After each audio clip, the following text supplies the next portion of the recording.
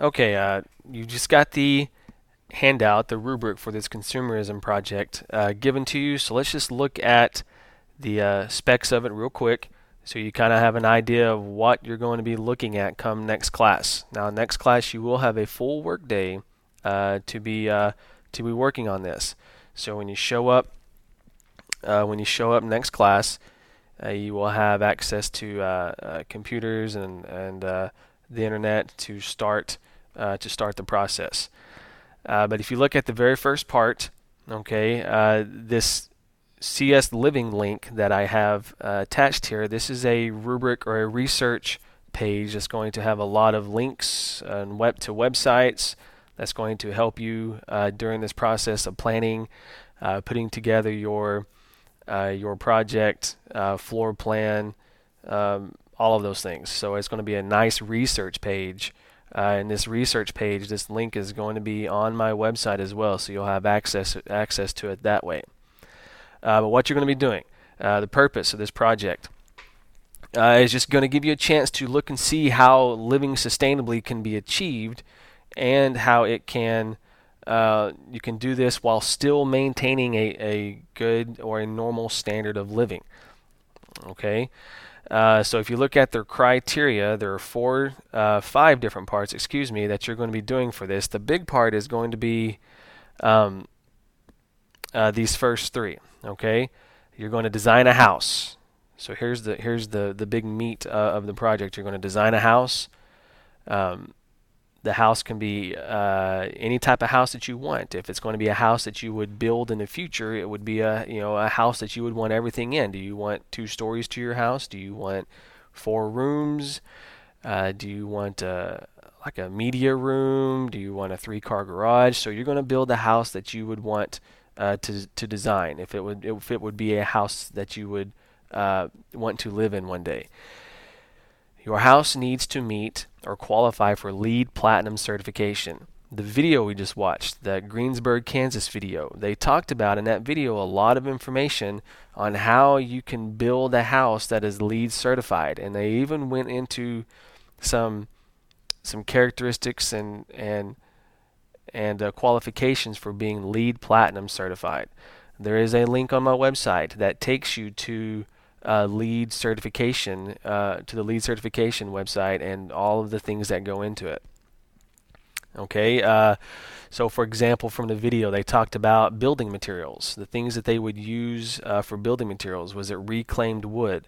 Was it were they using a natural light source, or were they cutting down as much as possible on electricity use? I think they might have even mentioned the geothermal heating and cooling. They might have talked about passive solar heating.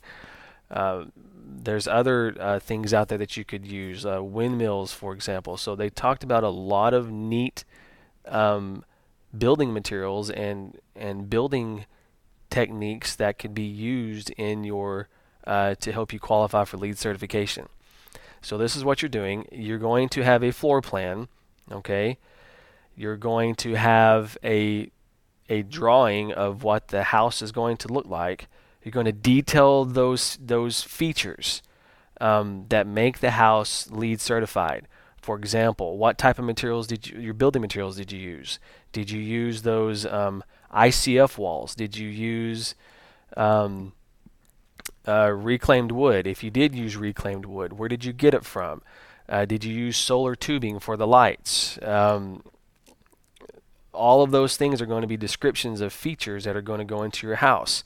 What types of flooring did you use? Did you use the concrete flooring for the heating purpose? Did you what goes into your countertops and sinks? That's going to be the features, the details. Okay. You're also going to talk about heating and cooling. Okay, how are you going to heat and cool your home? Are you using passive solar heating? If so, how does it work? Are you using geothermal heating? If so, how does that work? Are you going to access your water by making by trying to reclaim rainwater? Okay, so you're going to be getting into these aspects of how you're trying to lessen the impact of your building, of your home on the environment? What types of things are you using to get that alternative water source or alternative energy source? So that's the 1, 2, and 3 on the project. Number 4, this will not be a part of the home. This will be a car. You're also going to research a type of vehicle that you would want. Talk about the purchase price, the miles per gallon it gets, the type of engine it would have, and its impact on the environment.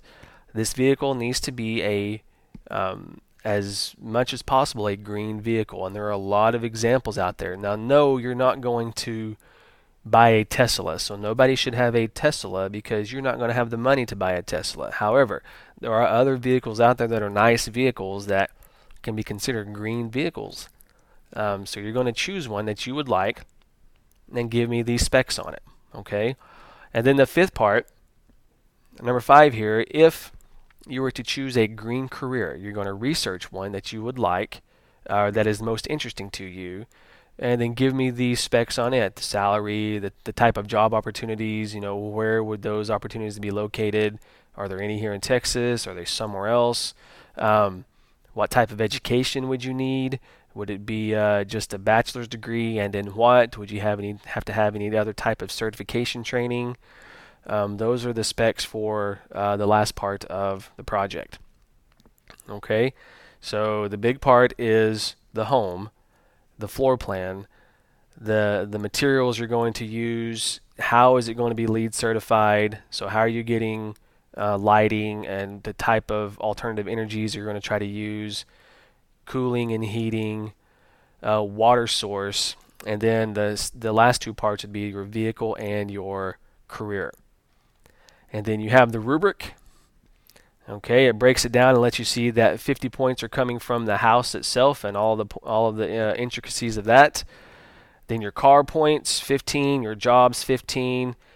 If you present, you get 10. Your resources, okay, your bibliography, how you found this information, that's going to be 10. And then does your home meet LEED certification standards? That'll be 25 points. Now I know it says it's a total of 125. That doesn't mean you get 25 extra bonus points.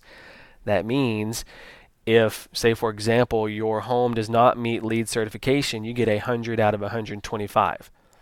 Okay? If you forget to do the job part, you take 15 points off of that and you get 110 out of 125. So that's how you calculate what your grade is going to be. Don't forget, next class we're going to be working on this, so make sure to start thinking and come to class ready to work.